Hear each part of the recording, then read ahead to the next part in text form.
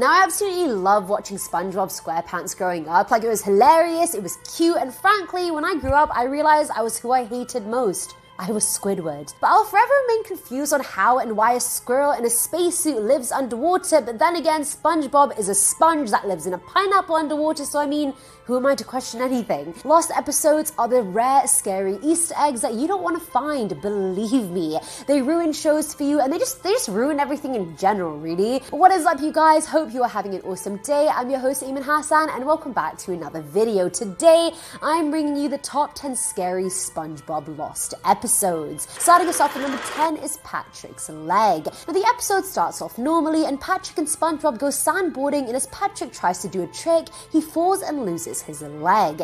He lets out this shrill scream that's haunting, to say the least. Patrick ends up on a wheelchair for a while, and girls keep wanting to sign his cast to the dismay of SpongeBob. Either way, that night SpongeBob goes to his house and tells him he can't see those girls ever again, and then they end up fighting, after which he tells SpongeBob that he hates him. Then SpongeBob starts beating Patrick's lost leg with a rock, but the dialogue and animation at this point are not matching up. The screen then cuts to Patrick playing with Jeffrey Jellyfish before going black once again. It then cuts to a CG animation of Patrick cutting SpongeBob's stomach open with some coral and very realistic blood coming out of him. SpongeBob, for some reason now, is laughing maniacally at this moment before everything goes black and the sound of static gets louder and louder. Ugh. Ew. Well.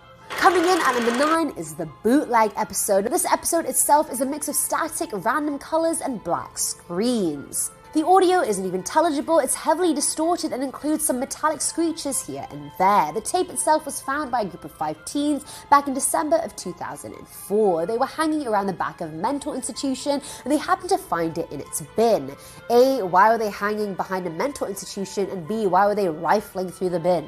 Maybe they deserve to find the tape, that's all I'm gonna say. The tape itself shows SpongeBob slouched over in a dark room and his eyes are bloodshot like he's been crying. 10 seconds later, he takes a bottle of pills from a nearby table while the screen is flickering between light and dark colors. The screams of children come on in the background before going silent as SpongeBob swallows all the pills. He drops to the floor holding his stomach and then starts frothing at the mouth before vomiting all over himself and eventually dying before the screen goes black.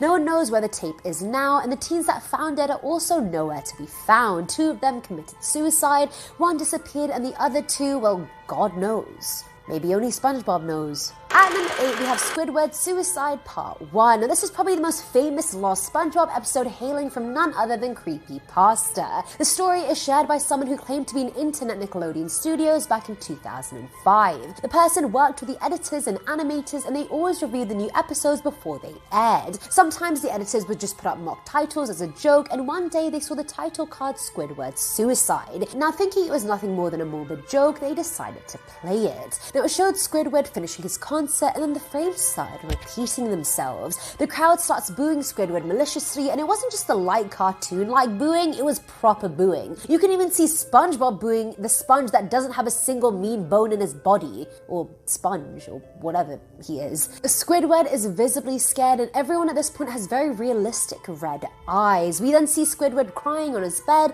but the sounds were split with what sounded like laughing, and then just screeching. And then the frames kept glitching. Filling at number 7 slot is Squidward's Suicide Part 2. Now, the lead animation editor rewound the scene frame by frame and saw a picture of a dead boy with an extremely mangled, bloody face. One of his eyes were hanging out and his stomach was cut with his intestines laying beside him. Horror took the room as the frames go back to Squidward, now crying blood.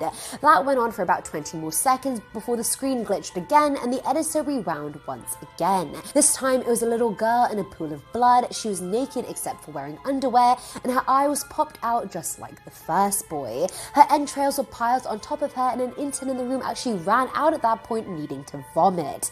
It's honestly too much. Tears and blood continued to run down Squidward's face, and then all of a sudden the sound of a deep demonic laugh came and lasted 5 frames. When that was rewound, they could see a boy with his entrails being pulled out by somebody's hand.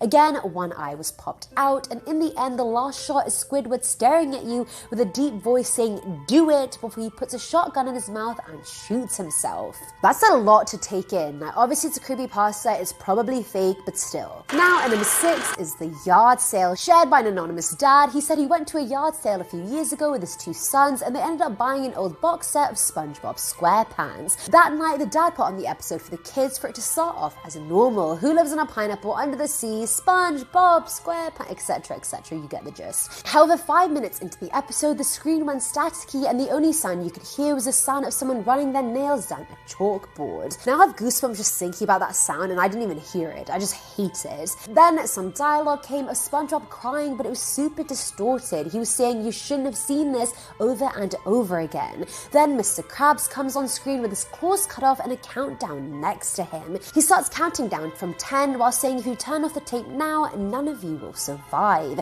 The kids started crying, the dad was freaking the hell out, and when the timer finally got to 0, the lights in the house went out. When they came back on, both his kids were gone. Coming in at number 5 is Sandy's Revenge. Back in 2006, this episode of SpongeBob apparently aired at 1:34 a.m. It started off with SpongeBob depressed as hell walking to Sandy's tree dome, and his eyes are bloodshot, so we can assume he's been crying. After standing outside her door for 5 minutes, he knocks, and at the 5th knock, Sandy opens the door, looking equally as sad. She lets him in, saying thanks for coming, and just as SpongeBob is about to open his mouth, Sandy lunges at him, strangling him to death. After she's sure he's dead, she ties his body to a wooden board before throwing it out of her house. Apparently, on the edge of a mental breakdown now, Sandy starts screaming as she starts trashing her own house. In the background, in a plot twist turn of events, we see Squidward lying on the ground, and we don't know if he's dead or not. Then he suddenly gets up and runs at her with a fork, but Sandy dodges him and chokes him to death. Sandy, who hurt you? At number 4 is The Birthday. This episode comes from someone who was looking for SpongeBob torrents online and downloaded this one titled Sorry, SpongeBob. It starts with Squidward playing his clarinet as Patrick opens his door saying it's SpongeBob's birthday and that we're going to surprise him. Squidward then asks who's invited before saying they can't all surprise him. Patrick then says they'd love to, it's going to be so much fun, and then Squidward shouts no angrily before kicking him out, which honestly isn't that out of the blue since Squidward is just annoyed all the time. The screen then goes to black before going to SpongeBob's dark house with all the birthday guests waiting and whispering inside. When he walks in, the lights go on and everyone yells surprise, but the shock is so huge that SpongeBob screams and punches himself in the chest, causing himself to choke. Hyper-realistic blood starts pouring out of the holes in his body before his body finally hits the ground. His friends start screaming and running out of the house as Squidward comes in with bloodshot eyes. All he says is, "Patrick, I told you," before the screen cuts to his funeral. Falling on an 3 slot is Spongebob Death Pants. Now this person was trying to find a VHS tape for his little sister when he randomly came upon one labeled SBDP. It ended up being a SpongeBob VHS, and when he put it in, it started off with SpongeBob holding a butter knife as Patrick confronted him. Squidward had human eyes at this point photoshopped onto him as he lay on the ground. It then shows SpongeBob coming out of his house, but his house was covered in cuts and bloodstains because apparently pineapples bleed too. The hand that usually pulls his pants off is instead stabbed by SpongeBob. He cuts the hand into tiny bits and pieces before eating it. He then goes back inside his house to his bathtub, but instead of water inside, it was body parts and blood. He then soaks up all the bloody water with the body parts before full-on eating them. The boy watching ended up vomiting, and before shutting off the tape, he heard Tom Kenny's voice saying, "You're next, kid." Tom Kenny being the guy who voiced SpongeBob.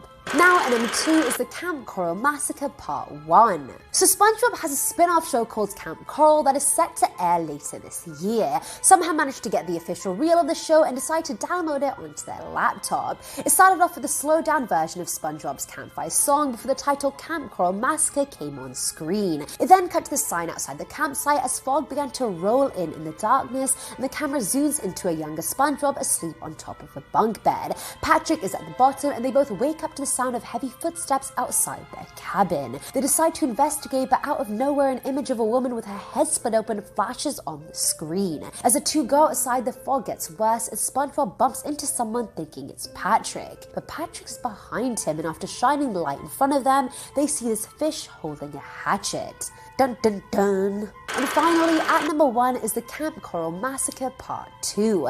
Now obviously at this point they run away screaming for their lives as the fish chases after them. The other campers wake up and see what's going on as the fish heads for all of them instead. He hits one in the head as blood squirts on the campers around them. Campers start getting evacuated and the screen cuts to SpongeBob and Patrick hiding under their beds, clearly scared as anyone would be if a fish was wielding a hatchet. As the screaming dies down outside, Patrick gets up to look outside to see piles of bodies on top of each other. Thinking the fish is gone, he turns to SpongeBob to tell him the coast is clear, but suddenly starts spewing blood and falls to the ground. The fish hatcheted him in the back, and despite trying to escape, he grabs SpongeBob.